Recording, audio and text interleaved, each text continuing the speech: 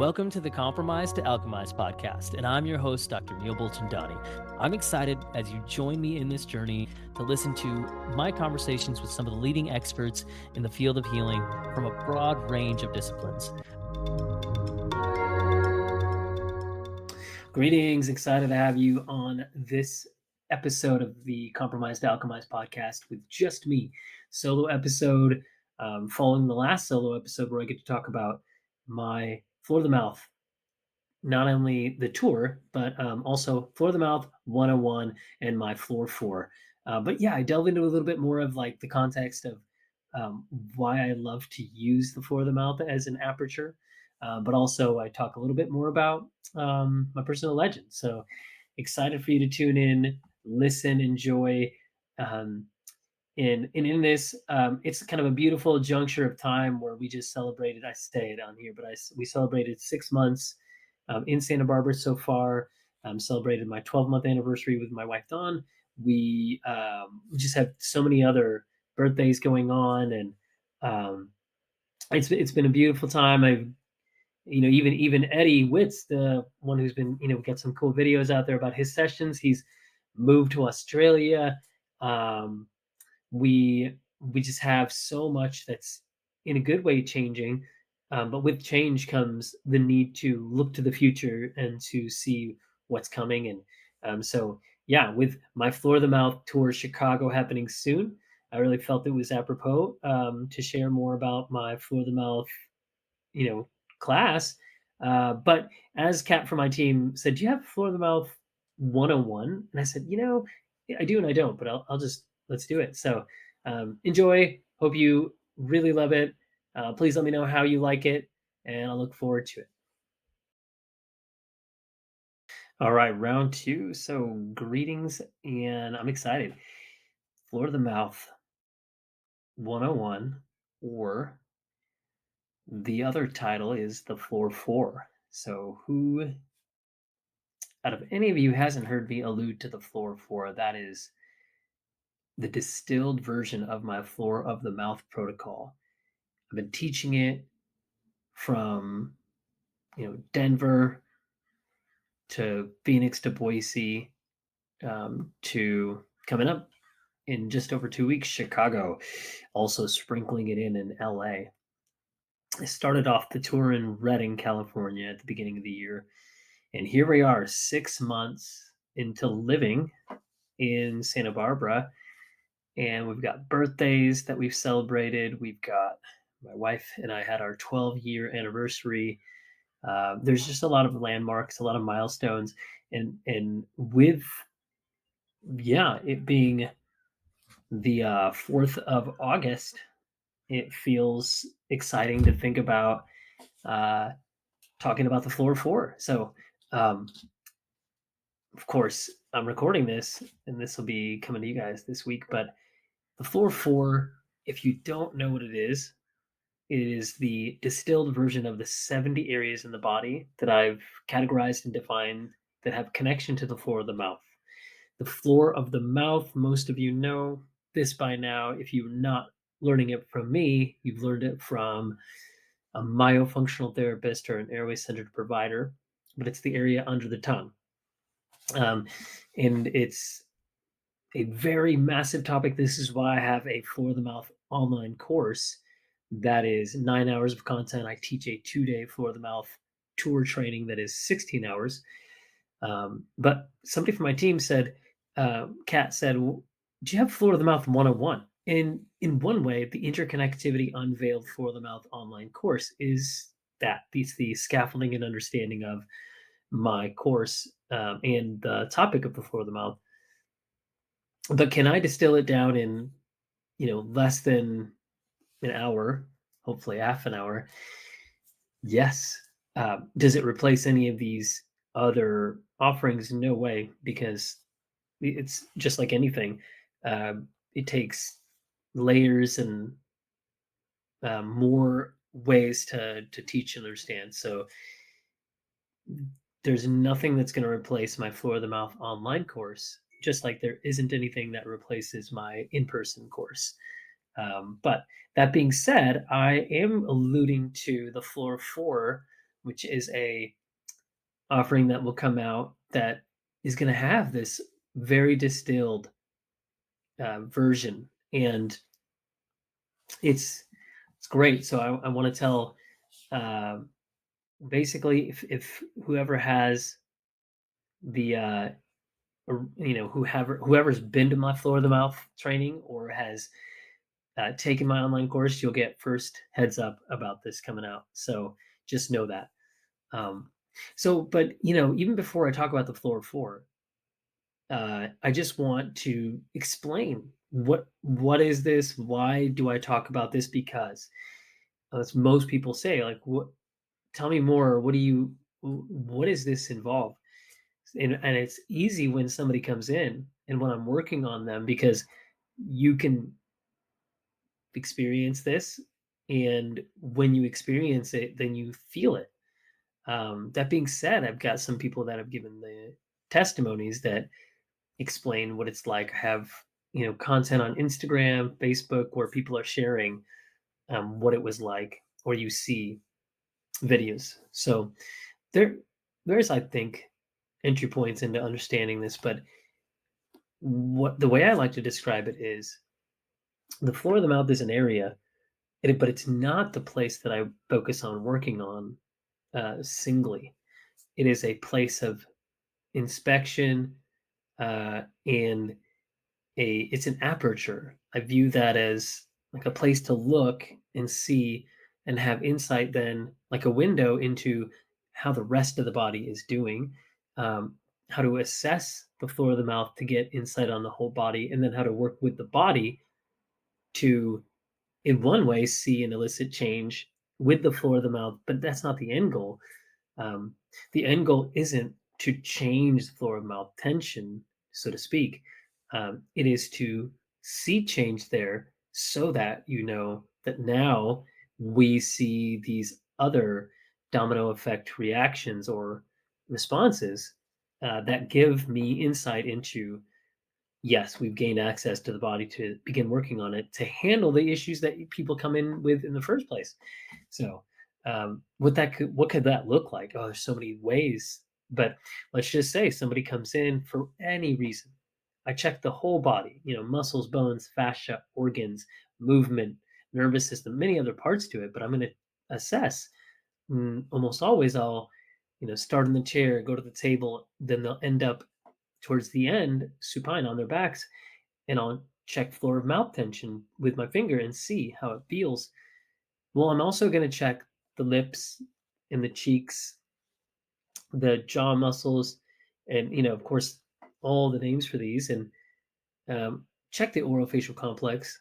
I'm going to check the palate, and then I'm going to check, you know, the other areas in different positions and postures so that I can get feedback as to how does gravity interact with these misalignments. Once I find that floor of mouth tension in these accompanying areas, then I'm going to look at the floor four, these four main areas.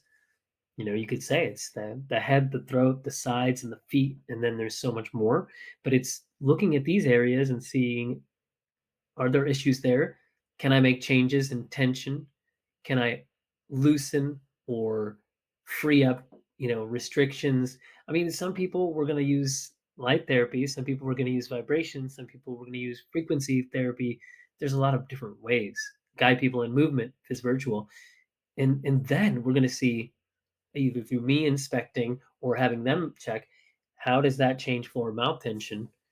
How does that change how easy it is for tongue to elevate, all aspects of it? And we're going to look at what is it like before and what is it like after. And these layers could be one, two, three, four, five, six. You could be working with the kidney and then the foot, and then you could be working with the sternum. There's just many areas, but then when we see that change, this is the big part, is when we see the floor mouth tension change, not only does that create this optimized mobility of the tongue so that the tongue can lift and put pressure up to the roof of the mouth as it was designed to do on the maxillae and the palatine bones. In not only can it do that, and not only does the tongue do that, but then we get this, like I said, domino effect of, well, then orbicularis oris and the buccinators and the pterygoids tend to loosen. And then we see, if there are any, constrictions with the maxilla, we can see some suppleness happen. We can see the palatine bones, often they're too low, they lift very supply or subtly, they lift and become more supple. And then we see the sphenoid and the, often the lacrimal and the ethmoid, the zygomatic. We see these areas change, and then we see the adductors, the gastrocs, the all the leg, many of the leg muscles, the trapezius, the SCM muscle. We just see this beautiful unfolding, unlocking, loosening happening. Or in the case of hypermobility patients, we see, or hypotonic, low tone patients, we see upcrease, upcrease, um, an uptick and an increase in tone. So we see those hypermobile areas become more stable. And we see the weak areas become stronger. So it's a calibration and it's a regulation. That's why I think I said it in my last one, but I wrote this article on the 14 amazing benefits of celery because celery is amazing. And then celery could be likened to adaptogens, right? Because adaptogens are things that help the sympathetic, parasympathetic nervous system balance, restore, help bring ease to our systems, less stress. But they don't do this like a binary make more of something or decrease something. They regulate. They make attempts to bring homeostasis and balance. So we might have, you know, things like um, eleuthero or ginkgo biloba. That these are known for other things, but they bring nervous system regulation. They help modulate the sympathetic nervous system function, parasympathetic. That's why they're called adaptogens. They help our body become adaptable. But celery has this amazing effect where it doesn't, like I said, do one thing. It regulates the sodium potassium pump. This is why I think Greg McLean, Project Airway, and others, we call this activity of the tongue and the roof of the mouth like a pump.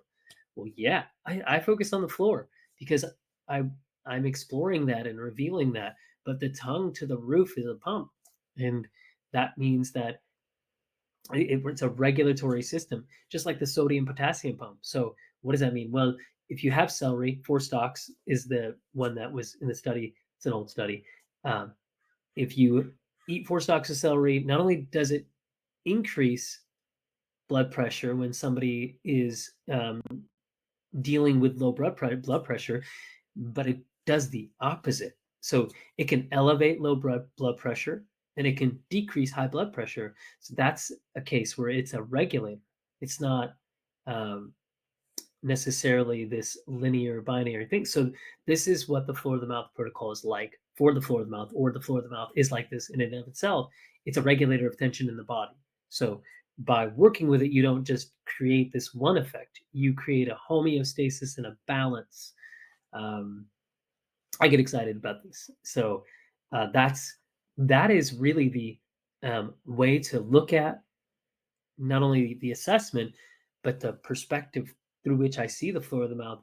And then when I work with it, what happens? Because like somebody comes in and they have, that, let's say that right, clavicle that's misaligned, and or they have the right kidney, and they might not even know they have this. They just might say that their right, shoulder girdle, their shoulder hurts them, and their girdle hurts, or they don't have as much mobility, and they have a rib that keeps going out of alignment posteriorly on that right side.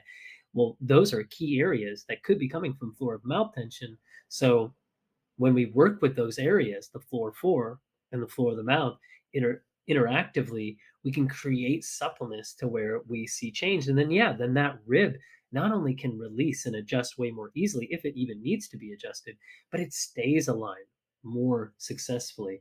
And that's been my endeavor. My work is to promote sustenance of alignment so that our body maintains the homeostasis, so that we are not reliant on the interventions and the adjustments and the body work, so that we can live in a way that is aligned, without the need for as much externally, Yes, we may have our practices, and yes, we do need others. I need to be clear on that. We Not all these problems are that easy to solve, and then they're not that easy to maintain, and sometimes they take a while to get to that place. Even if it's a baby, they could, you could take many sessions to help this, because babies come into this world with this issue, whether we're talking about pharyngeal arch issues that come from the fourth, fifth week in utero, like tongue tie, like lip tie, like cheek ties, or like, you know, issues with the palatine bones being too low, right? The palate doesn't have that optimal dimension, so breastfeeding is, or any kind of feeding is not easy. We could have hypersensitive gag reflex. We could have so many things. We could have tori, the bony growths on the mandible that happen not just through clenching and grinding, but through inheritance, right? Not inheritance in a good way, but genetic and hereditary means.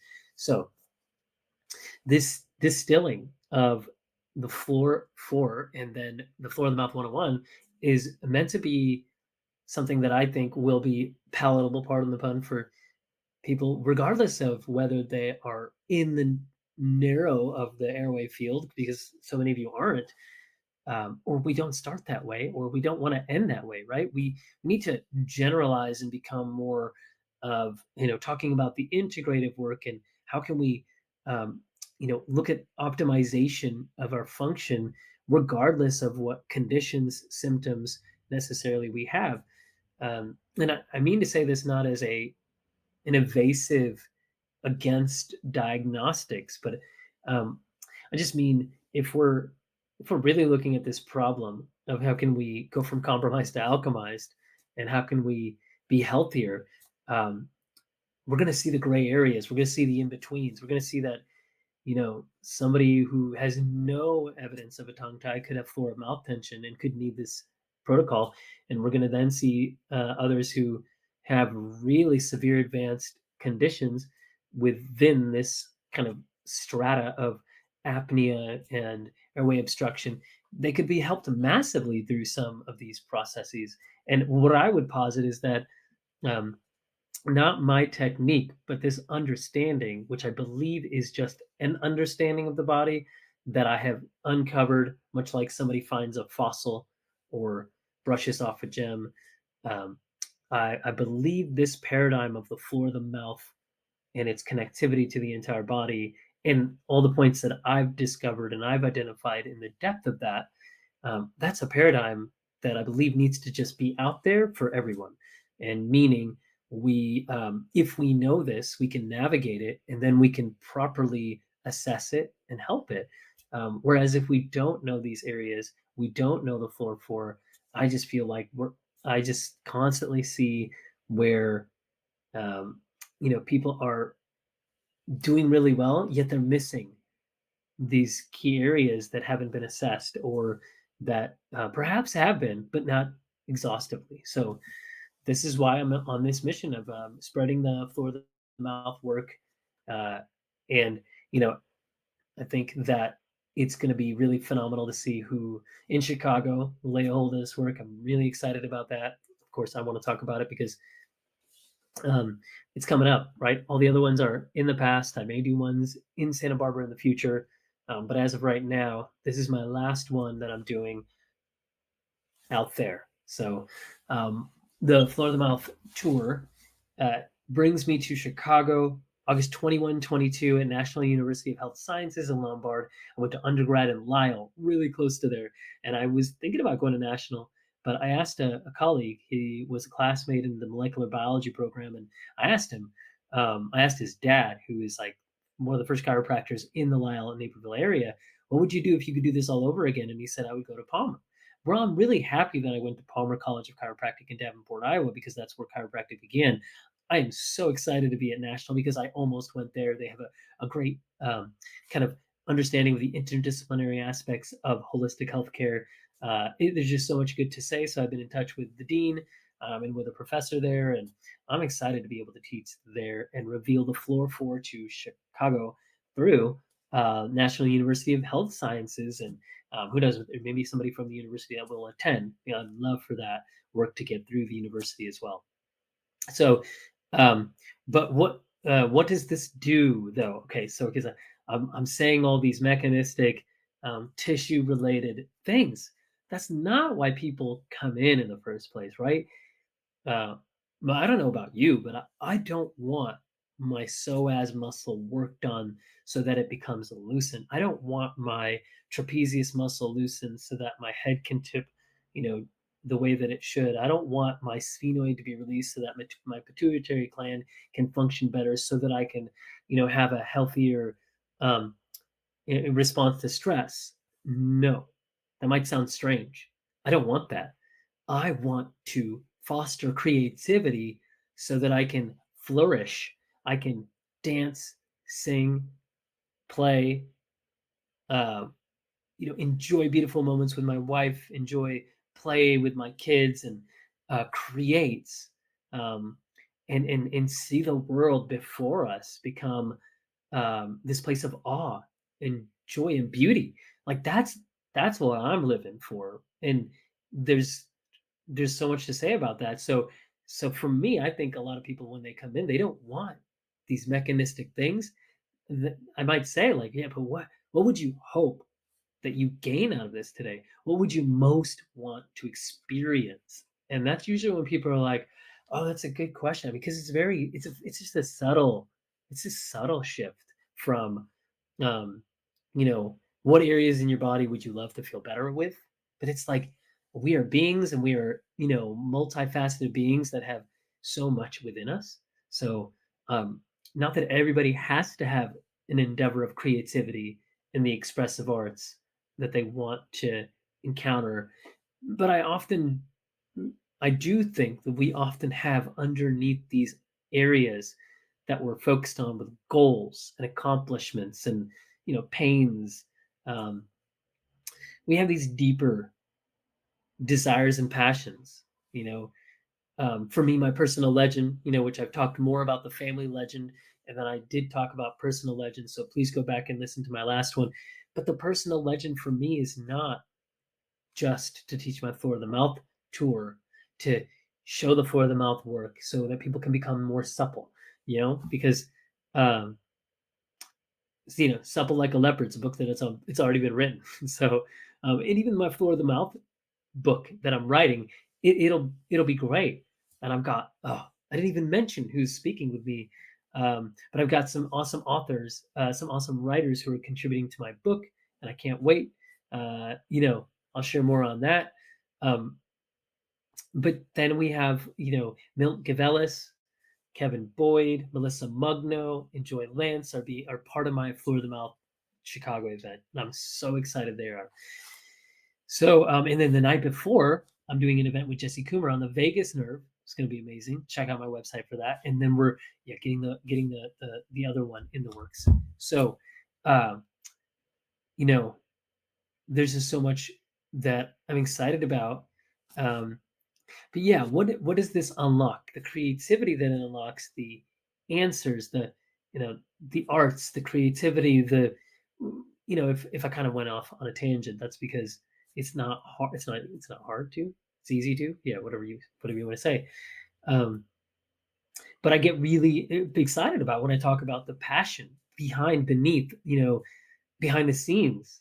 So so that's what I'm really excited about. My personal legend is, yes, to share this work, and then to share how the expressive arts are such a big key to unlock the intuitive and or kinesthetic empathy that can help us feel, sense, tune in to see what other people need. But even though like that's the altruistic or the healing endeavor, we need to be awakened and aware ourselves of what we want to accomplish and what we have love and joy for. So I think it's really to find ways to even further unlock ourselves so that we can pour out what it is we're meant to pour out on this planet in this time. And for me that involves uh, so much in this somatic transformational work, the life reset work. It's been called intensives, my embryology intensives, but I'm more getting into this life reset kind of phrasing, where I just had this amazing family from Phoenix come out, and I saw the mom, dad, and one of their kids, and it was beautiful. just seeing how they embraced it, seeing how they looked at it as a way for change and transformation, and in that way, they interacted as much with the process as I did, and we came together. Of course, they came to Santa Barbara and then Agora Hills. We came together for a purpose, and I'm very thankful to be given that privilege. And we went into some of those places not only with like the body and body work, but delving into the inner world. And let's just say, excited to share more about that. But for those who have been to my body work sessions, of really doing more of these, where some people, come from New York, Guadalajara, uh, or like Washington State, actually more. Um, and you've come in from all over, so you can come. First of all, if you plan it, you can come, and we can do, a whole day of many sessions. But often people benefit from doing 2 days in a row, and we can do, anything from one session on each day, 3 hours, 2 hours, or even 3 hours, 3 hours, or you could do two sessions in a day. So um, if you plan it, you can come, and it's more about enacting this spark within you that we'll delve into. What are the areas that are holding you back, but also um, they often affect the floor of the mouth because they affect the sympathetic nervous system, because that's part of this regulatory system of unlocking flow. So I do love that I get to use that aperture, that window, that portal to help unlock the body, to help unlock the being. And so then, yeah, I get excited about moments at the beach when people come for my intensives or life resets, and we do the body work sessions. But then we go out to the beach and we do, an hour of movement by the beach, and we get into mapping my 5 M's, where I take them on a journey of looking through the meditations, the musings, the music, the mapping, the movements that will unlock and integrate them. And then we, look out and we put it down in paper and or audio and video, and it's great because it can help you rewire your nervous systems. And so this is like more of the personal legend work that I'm getting into in 2025, 2026, that will even spill into 2027 when I'm even more into the arts of expression and creativity and putting out that work. So yeah, that was more than the floor of the mouth 101, and it was more than the floor 4. However, it felt apropos to go into that. So, as it is, this was a meandering exploration and a wandering. So, I went out of the confines of the topic, but perhaps that gives more context and gives you more color and gives you more insight. So, those of you listening to this can say, "Oh yeah, I get a little bit more of where either where I'm coming from or where I'm going, or both in that continuum." I think back to this um, speech class in undergrad, and it was this really phenomenal speech class. I mean, the teacher was like a game show host. I mean, he just had a great presentation, and we prepared speech. I remember I prepared a speech, and it was very extemporaneous. Oh, it was almost extemporaneous. I prepared it a little bit loosely in my mind. I gave the speech. I gave my presentation, and it was a really creative one. And in that, I talked about the art and the continuum of giving and receiving.